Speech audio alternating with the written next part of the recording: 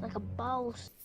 All right, ladies and gentlemen. So today we're going to be talking about narcissists. All right.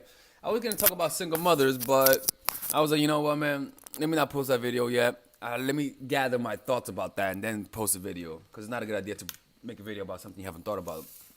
Um, so, and the reason why I wanted to make this video is because I'm noticing that a lot of women talk about narcissists. All right, look, man, I live my own life. I'm not a narcissist. So some people might think I'm a narcissist, but I'm not. One second. I'm really not that much. I'm not a narcissist, right? Narcissistic people will tell you they're narcissists. At least the bad ones, right? The good ones are sneakier, right? So today we're gonna be talking about. We're gonna go very in depth about what a narcissist is, about how to identify narcissists and why they become narcissists and how to deal with them, right? And if you're in a relationship with a guy who's a narcissist, you gotta end it. There's no other way around it. You have to end it. And the reason why you don't want to end it is because you have invested in it. But that's thinking short term. You gotta think long term. You gotta think about the hidden cost of being with a narcissist. You know, the hidden cost of being with a narcissist is not worth the benefit of being with one. But let's begin from the start and let's talk about how a narcissist becomes a narcissist. You see, the most powerful tool to get in people's heads is to understand and influence them. And usually that ability is stunted and blunted by their own self-absorption. All right. So naturally, we have this ability to read people, but because of our own self-absorption, we can't read people. We can't understand people. All right. That's a level of narcissism. We all have a certain level of narcissism, a certain level of self-absorption, some more than others. But what separates narcissists and normal people is that a narcissist does not have a self-image to rely upon when things go wrong. Naturally, me and you, we have developed a self-image. And so when things go wrong, we return to that self-image. Narcissists don't have a self-image. So they use other people as their self-esteem. So they use other people to rely upon their happiness. You see, the purpose of that self-esteem, of that self-image is from an early age, we rely on attention. We do everything for attention. We crave validation. But we can't depend on this. We cannot depend on others for this. So we learn to create a self-image that validates us from within. This helps us deal with our negative qualities and find a way to deal with them in a positive way. When we feel down, we go to this self-image that makes us feel good about ourselves and it validates us. When I feel down, I just start to draw or I'll start to read my comments on YouTube. I do that sometimes, you know. I'm like, all right, they're right, right? So I rely on things to make me feel good. This self-image is like a thermostat, here to help me when I feel down. We don't depend on others to feel for self-esteem. We have it within. And so whenever this thermostat notices the temperature is getting under 60, it automatically gets hot and raises the temperature to 70. Whenever we feel bad, all of a sudden our self-image comes back to rescue us. We remind ourselves why we're important. Narcissists don't have that because they never got to develop it. Right? How is it developed? As children, if our parents encouraged us to be independent, then our self-image takes root and slowly grows. Deep narcissists don't have this in early development, especially if they were with parents who were also self-absorbed and as a result use their children for their own self-esteem. Deep narcissists don't have this, so they never have a realistic sense of self. Their parents have been narcissists themselves and never encouraged freedom because they used them as their self-esteem. You are an object of my self-esteem. So with no self to retreat to, they are dependent on others for happiness and self-esteem. So usually if you're dating a narcissist, you will see these kind of signs early on, right? One, children who are narcissists appear to be extroverted, right? You might think that child is extroverted, but in reality, they're becoming addicted to the attention. And it's not a sign that this kid is just an extroverted kid. It's just a kid that knows that attention, that if he does, that he's just doing it for attention, right? So it comes from a darker place. Evil children, I'm telling you. Introverts Because you have to, you have extroverted narcissists and introverted narcissists. Introverted go inward and see themselves as superior, right? They have moments of great self-doubt and power. They have moments of great self-doubt and power as children. They are either gods or worms. Since they have no sense of self, they can be anything they want to be in their heads, right? They have no sense of self. So they could be anyone. They could play roles. They can say I'm this, they can say I'm that, right? And so that instability causes them to always be trying to find a new way to be liked. So that means they can easily lie. They can change identities and stuff like that, right? They're good liars. Now, what are the signs of a narcissist in a person, right?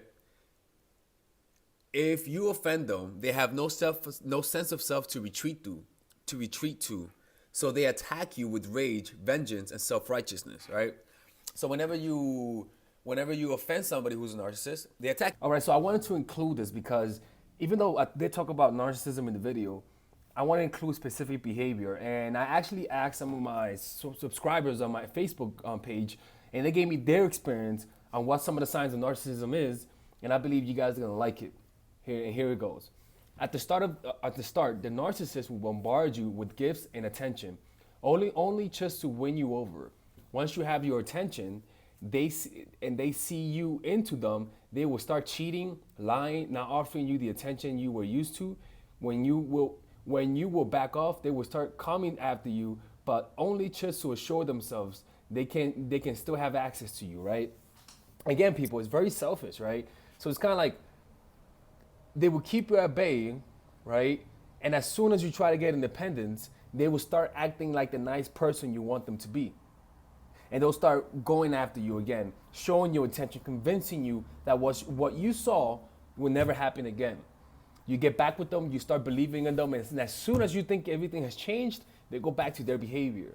And that pattern returns. And what will happen is that unless you break that pattern, you would never escape because they see you as an object of their self-esteem, right? Here's some more. I'm not offering you the attention you were used to. What else? Let me see some of the more. Love bombing is a big one. Love bombing. Again, people, man, that's why I said whatever comes fast, leaves fast. Whatever comes fast, leaves fast. So if you expect that a guy who came at you out the blue, telling you what your fantasies, telling you exactly what you want to hear, if that's happening in the beginning, if everything's looking too good to be true in the beginning, it is too good to be true and you're being deceived. Not all the time, but keep an eye open, right? Because the last thing you want to do is fall in love with a narcissist, right? Here's another one. Being kept off balance, no accountability for inconsistent words and actions. Being told what people have said. Oh, that's a big one. That's a big one, dude. That's a big, they definitely, that's a big one. But only the bad things. Apparently people never say good things, or those good things are not shared. So you get carefully curated reality that serves the narcissist's own words and views, right? Again, people, you guys gotta be careful with people who only talk negatives about other people, right? Here's another one. They find your insecurities and use them to make you feel dependent upon them. So if you're with a guy and he makes you feel insecure, I don't give a fuck what has happened to make you feel insecure. If he makes you feel insecure, if you cannot be yourself around him, then you know what? Most likely you've been manipulated. Like I've had friends, people who were my friends who were narcissists. And thinking back, it makes you realize, I'm like, man, they were narcissists. They were fucking narcissists that can't believe I didn't see that. You know, we all have those people in our lives, and it's important to recognize when we see it, you know? For example, let me show you a sign of a narcissist, right? Shaquille ONeal gets mad at Barkley, right? Let me show you. He's a narcissist, right? Watch. He cannot take a joke, right? He cannot take a joke, right? So I'm gonna show you, and this is a sign of a narcissist because this motherfucker can't take a goddamn joke. Watch. And that brings us to Tissot on the clock. We're gonna put 9 minutes on the clock. Watch. He's Shaq, and he's Chuck. He's not a narcissist. He could take a joke. You know, yourself. Watch. We're just kidding. He's not. They did that solely. They did that solely. Watch. Watch. See what your reaction would be. What are we putting on the clock? Watch. Here Let's speed it is up. Final series against We gotta speed it up, right? Because again, he's the kind of person that loves to dish it out, but doesn't know how to take it, right? Doesn't know how to take it. All right, here you go. Here it is. I found it. Here it is. Watch. Here it is. And people, when you see these signs in people, we ain't here trying to save these motherfuckers. We ain't Superman, all right? We are not here trying to save people. We're here trying to save you, all right? And if you're with a narcissist, the truth is that there's no hope for people like that. There's no hope for narcissists. And the best solution is to leave them, right? But I really want to show you this. All right, here it is. I'm showing up. Who was a better high school player? Right. They're asking who's a better high school player. It's supposed to be 1, 2, 3, not 1, 2 back. I'm not saying no joke. I'm not saying no jokes, man. That's him, man. That's all him. Can't take a joke. Kitty, what Watch. He just can't take a joke. He can't take a joke. Yo. telling you right now. Play me. And you want to put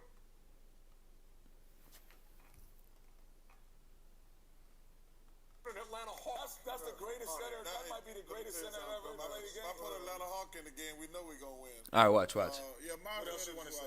What else you want to say? Watch. All right. Look. Let me show you signs of a narcissist. Watch this. This is Shaquille ONeal. Him. He cannot take a joke. He can't take a joke. He can take a joke. And I'm gonna show you how narcissists are. They don't know how to take a joke because they have no true self-esteem to rely on, to fall back on. No, yeah, we should have put 9 minutes. You're going to take up 8 minutes repeating your damn self. Mr. Sensitive. No, ain't no Mr. Sensitive. Do it again. I'm telling you. Right? He can't even be called Mr. Sensitive because he gets mad. Don't you want to weigh in on this? No, I don't want to win. No, don't do it, Shaq. You know though, Mr. Sensitive. No, I ain't sensitive. I'm going to knock your ass out. Can't take a joke. He's really mad. He's really mad. If you want to. Supposed to be 1, 2, 3, not 1, 2, back to 1. Dumbass. Do it again, Chuck. Oh, man. Yo, People, he's really mad. So Chuck, He's really mad. who was a better high school player? Kenny, I ain't in the movie. It's supposed to be 1, 2, 3, not 1, 2. He's saying Kenny. He's like telling him who's a better high school player so that he can say he was better. And he is saying, dude, I'm not in the mood. My people, if a person can't take a joke, that motherfucker's a narcissist. It's not that you can't give. It's not that you're not funny, but maybe you're not. But narcissists cannot take jokes. All right. So that's what I'm talking about. Is that they take everything too seriously. All right. Now, the next side of a narcissist is that. Let me see. Here it is. All right. They take things personal. When you talk about something that's not about them, you can see an impatient look in their face, and they want to turn the conversation to themselves, right? So whenever the conversation is not about them, it's like they just start looking around and they start getting bored until the conversation returns to them, right? They show off with feats of confidence, but when tested, they crumble, right? So there's a lot of talking, but when you ask them about what job they've actually done, they can't really back it up, right? Some narcissists, their relationship they have with others is called self-objects. This is from Robert Greene's book, The Laws of Human Nature. They use them for self-esteem and to try to control them for self-esteem. Some narcissists tend to focus their energy on their craft also, right? But their deep worry on what other people's mind tend to disconnect them from their work, and they suffer. They struggle with relationships, change jobs often, never really establishing true recognition and true attention to their craft. They resort to artificiality creating attention. You know those people on Instagram who buy Instagram followers? Fake rappers who are always promoting their shit, saying how they're hot when in reality it sucks. Those people are just narcissists. People who are not aware of how much they suck. You know? They have no self-awareness how much they suck. I've seen people, honestly, I've seen people, there's this dude who's on my Instagram who follows me, who's verified. He's a fake rapper, but I don't know how the fuck he's verified. He's asking me for free advice. I'm like, nigga, how you verified rapper and asking me for free advice? That makes no fucking sense. Anyways. So as friends, they are annoying. If close, they will make you feel guilty for not entangling in their dramas. The best solution is to leave because everything revolves around them. Right? Now the next one is and you guys got to be careful with this kind of person, because this could be the kind of guy you're dating. Is the theoretical narcissist. Again, this is from The Laws of Human Nature by Robert Greene. Beautiful book, right? So it says, deep narcissists usually go unnoticed. This is my notes. Deep narcissists usually go unnoticed because they recognize from an early on that their desires for constant attention repels people. So they channel that energy into playing dramatic roles. Remember, they have no coherent sense of self. So it's easy for them to play with different roles. Everything they do is to enhance themselves, even donating to charity, right? How do you recognize it? They focus always on themselves. They are moralist. Be careful with the moralist, people. I'm telling you. Everything that is done for public consumption. Every good deed is for others to see, right? And the next one is a narcissistic couple. Relationships in conjunction can be narcissistic. In other words, they bring out the narcissist in each other. Why? Lack of empathy brings out defensiveness in each other. Empathy lowers resistance. Key is to understand their value system and get in their heads before they turn defensive. But if you're with a narcissist, people, you gotta leave. You gotta focus on being independent and leave that person. It's not worth it. The hidden cost of being with a narcissist can take years to recover from. And it's not even worth the pain. All right?